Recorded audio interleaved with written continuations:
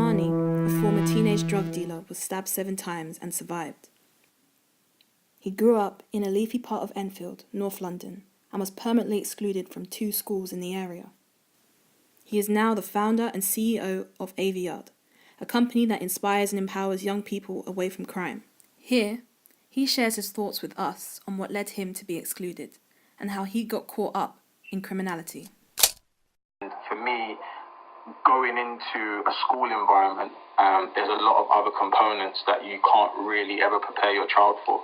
So things like bullying, things like peer pressure, things like inclusion, things like learning to adapt to the school environment or conducting yourself in a particular way. So I feel like when I started school in year 1 firstly and then again in year 7, I wasn't prepared for what school would hit me with.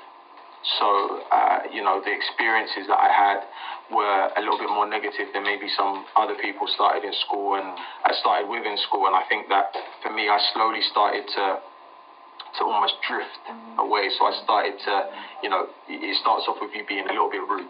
Yeah. And then it starts off with you, being more rude, and then it starts off with you becoming that kid. Process of exactly. So for me, it's more so. I gave you the book the other day, The Compound Effect. For anyone that hasn't read that, is how small things multiplied over time have a massive effect. So I'll give you an example. Let me give you an example. What example can I give you that's going to make sense? Actually, you read the book. Give me an example. It's almost like liken it to someone starting out at the start of their life. And so a lot of people in school want to be comfortable. They want to fit in. They want to conform. They don't necessarily have their own kind of principles that they're happy to stick by, whether that be the things that their parents have taught them, whether that be the things that they believe about themselves. And slowly what happens is they start drifting.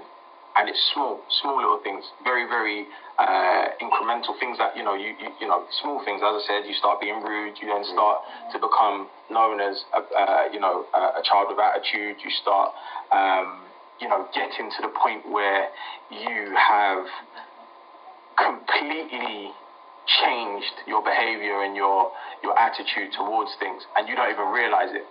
You can't even see it happening in front of you because it's so incrementally small.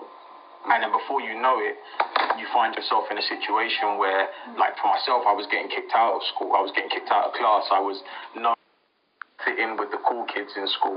And there's nothing wrong with that to a certain extent, but when that then starts to change me as a person, I started school playing the violin.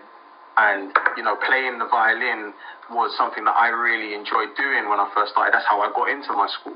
But when I suddenly discovered that wasn't cool, I was then not, secure enough in myself in order to stay with the violin and say, I don't care what anyone else thinks, I'm willing to drift and to follow what everyone else is doing. And essentially, sometimes you end up following people off a cliff because they don't know where they're going. Yeah. And to many years later, and again, after getting kicked out of school, you then start another school thinking, okay, this is another opportunity, but very soon these habits, it's all about the power of habits. And, some of the kids that are involved in some of these problems now, they are very much caught up in bad habits, and we need to try and break that cycle.